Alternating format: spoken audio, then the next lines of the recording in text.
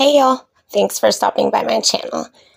This is about the victims and their families because the victims, they still deserve to have a voice, and their families, they deserve justice. Everything in this video is for entertainment purposes only and based purely on speculation. I encourage you to do your own research and form your own conclusions. I wanted to share this couple clips of a video with you guys, and I'm having technical difficulties and I'm frustrated because having your computer hacked, losing a lot of stuff, having to get a crappy computer for the meantime that wasn't in your plans is not what I like to do. So I've dealt with a bunch of crap this past entire week and I'm frustrated. I'm more so frustrated because I find it odd that women, like whoever Casa Miriam is, thinks it's cool to not only send emails out, but to do a poll and put it on YouTube regarding my body parts.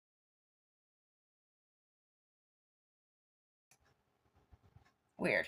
Instead of doing that, you should ask your friend or many of our favorite true crime creators that comes and goes as she pleases. I made the video when I asked what happened at the King Roadhouse last video I did. And I said, what happened at the place?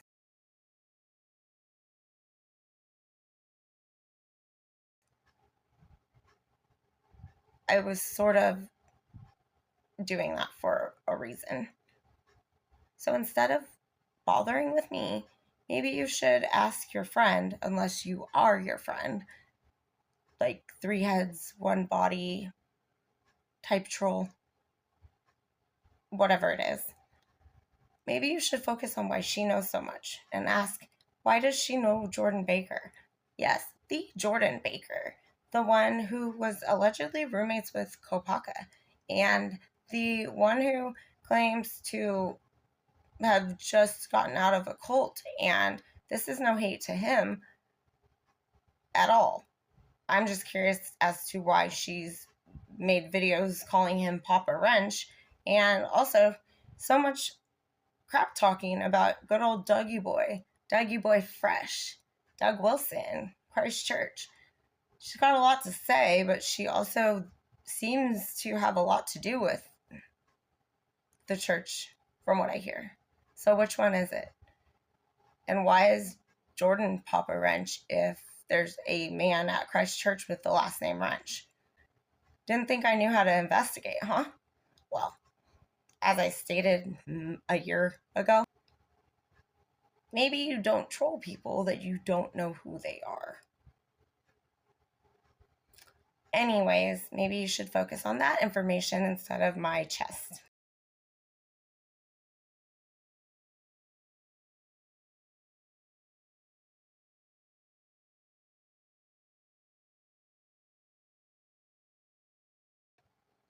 Just saying. And don't know you, don't care to know you. Aside from that, while we're on this topic, the narrative going around, I'm going to address tomorrow the narrative because it's left in my comments often about what happened per a few people, and the story continues to change. I have an issue with this because it's in my comments, and the narrative is a little extreme. Okay. Number 1, Demetrius Robinson. Black guy Demetrius Robinson, in my opinion, has nothing to do with an Aryan anything, okay? That's problematic for me to take and run with that narrative. That's all I'm going to say. I'm making this one video because this is all I have patience for right now. And so we'll talk about that in the next video. Do you guys understand where this world is, and we're complaining about weird things and y'all are running blaming families? I have information given to me on the Chapin family, but did I blast it out there. No, I'm still researching it, and I've hinted at things. Do I have a problem with what I believe is going on? Sure, I do. But do you think that I like that Xana's mom has to be in a prison cell or jail cell or wherever cell she's at? And literally, if all of this could be true, that it's her fault at all, that her kid was taken from this world, is that not hell and prison enough for the woman? It kills me to think that's what she's living with.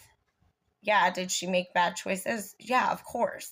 Do we all make bad choices? Yeah. And I guess the saying is obviously true. You make choices, you got to live with them. I don't think people think when they're choosing to continue with an addiction is thinking at all. Selfish? Yeah. Do you think that they think the life of their child is going to be taken? I don't think so. So, anyways, I'm just going to post this. I don't really care if I sound like a crazy person.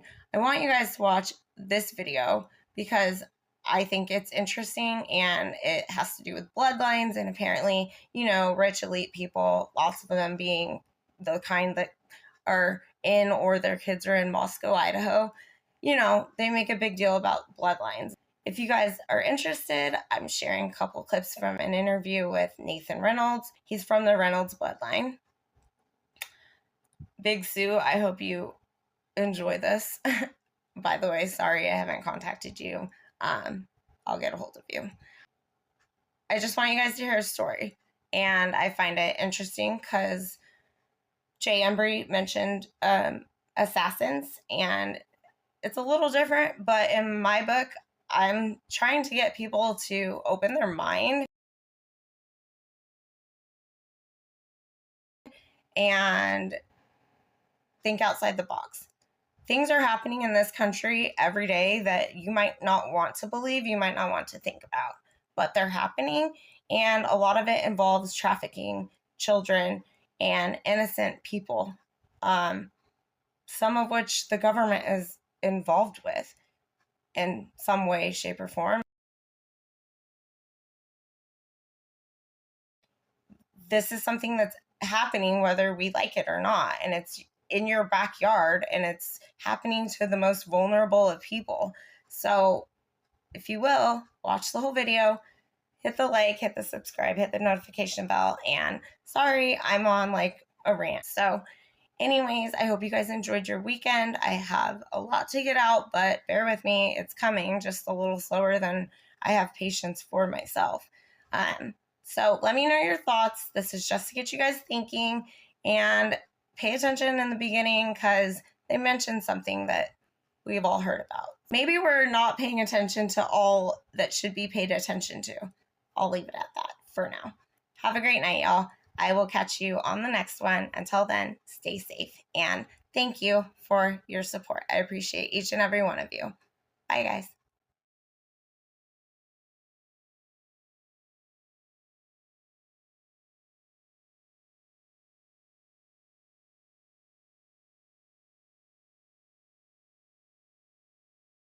And one of the bases that harbored a lot of this is Fort Knox, Kentucky, a very big base for armored artillery, armored tanks, armored auxiliary units, as well as basic combat training for infantry MOS soldiers. So it's a great place that they can move a soldier into there like all the rest of them, and then do all this other programming and training with that individual and set them up to go into these projects. Meanwhile, the rest of the world looks at your DD-214 and it sees nothing.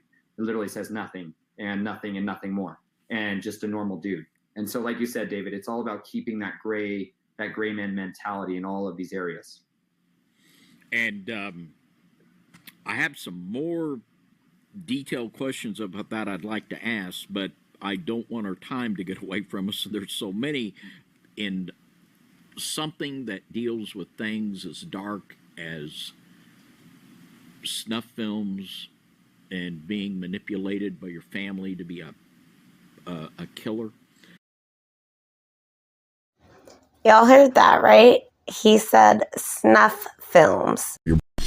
You talk about your grandfather, and your involvement in these type of things began with your family, and then it progressed and compounded in the military. But let's begin with your family. On page 47, you wrote this: "The memories solidified in brutal terror. I had promised you at the beginning of this book that I would not let this be the book where I discussed the specifics or went into details about the depths of depravity I'd suffered. The reality is that my grandfather was a very active member of a brotherhood freely operating within the Knights of Columbus, who engaged in satanic ritual abuse of children while doing occult rituals and ceremonies. The fiery serpentine entities they chose to worship and obey do not deserve to be named. I was one of their chosen ones." And just what did it mean for your family to select you as a chosen one? So this is a very big question. And so for those of you, I'm going to do my best that have never heard this before and try to walk you through from an elementary understanding to a much more advanced one. Being born into a Illuminati bloodline, or being born into a family that has been involved in generational, multi-generational, ongoing depravity and wickedness, is nothing like what people think about when they hear the phrase, pop culturally, an Illuminati person. They think of celebrities, they think of people flashing symbols and hand signs, and the reality is it's a far more sophisticated system that has been architected and built into the fabric of our society.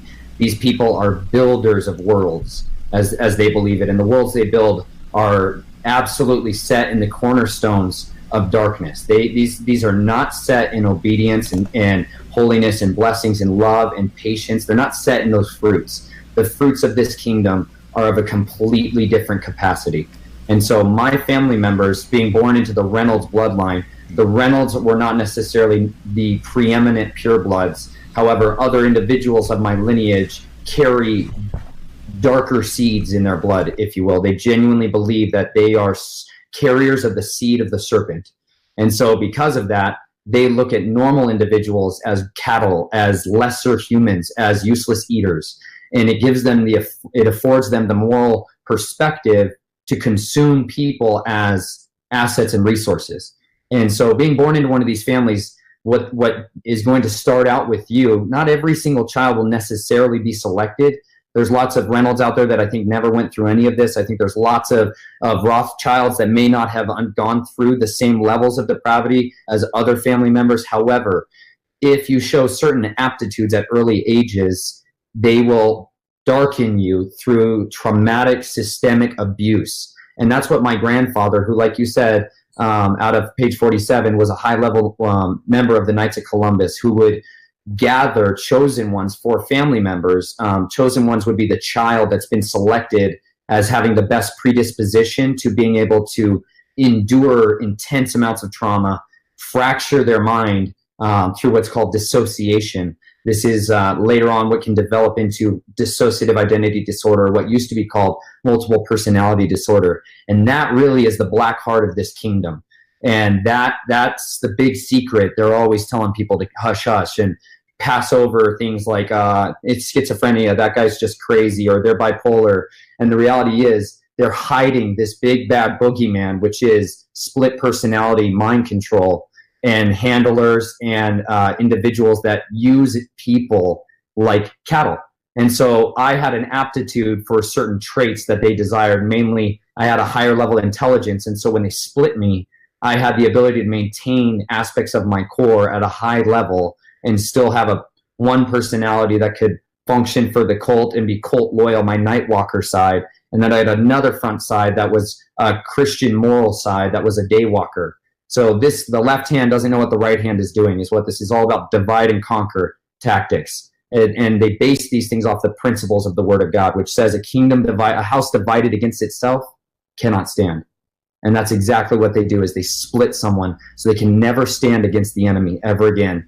And the goal is always to shatter the mind so you can control that individual. And my grandfather and other members of his brotherhood were Jesuits. There's no way around it. And the Jesuits make some of the best mind control splitters in the world, including and up to assassins, which is what I ended up showing an aptitude for.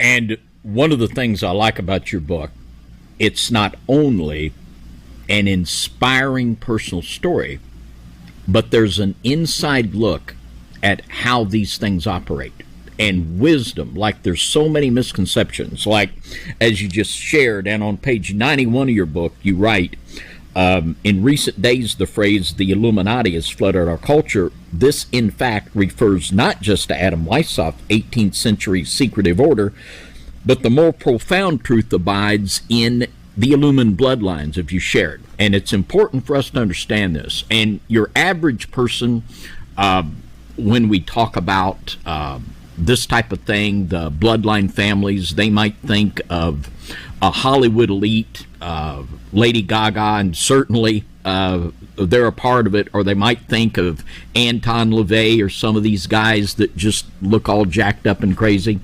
But in reality, most of the people that do this could drive an SUV and be married to a soccer mom. They're the guy next door that are living a double life. They're your school principals. They're your policemen. They're your pillars of society. They're your pastors, oftentimes. And we've got to shatter this conception and look at this issue through this lens if we're ever going to really see how it operates.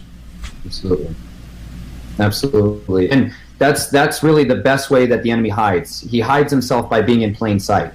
And that's the premise that I build on from beginning and end of this book, is that you can, by being simply looking like a good person, by appearing to be a good Christian and knowing the language and being in the private Christian schools and being around and saturating yourself in a Christian environment all the time, it gives you the ability to blend into that environment at will. You can become that. And that's what my aptitudes were, is that I became this chameleon.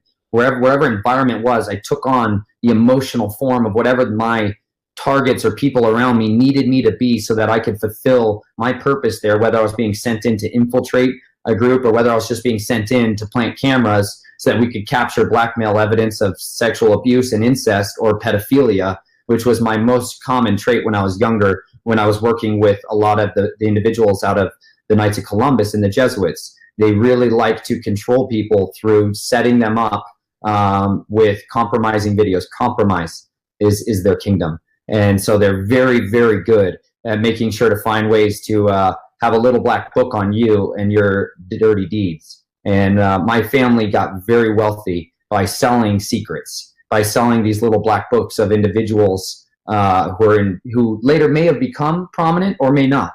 And either way, they compromise them young, they compromise them early. They find people that have certain aptitudes towards, say, diplomacy, or they might be very, very good at theater and acting, and they will invite them in and grant them an opportunity to get access to contracts that they can never have, or a press release package that will allow them to go viral on YouTube in 45 minutes with 250,000 views every 30 seconds. But the cost is you go into the back room with a girl who will say she's 18, but we all know she's 12. And they're going to film that once. And they always tell you this. It's going to be one time that this will happen. The problem is, once you're compromised to that degree, who wants that video ever showing up on YouTube? Who wants that coming out across the screens across the earth right now? When you realize that everybody at certain areas of our political system, military-industrial complex, operates under these confines and constraints, you'll understand why there's not real change. There's no real impactful difference done if you work in their system. And that's why it is so critical for people to learn that God had dictated a different system that he outlined in his word for how we're supposed to walk out of Babylon and into peace and into deliverance and into hope and joy and rest. And my book and this story is not something that was watched and experienced. This was something my wife and my daughter and I have lived and breathed and fought for tooth and nail to survive, because coming out of this will cost you everything.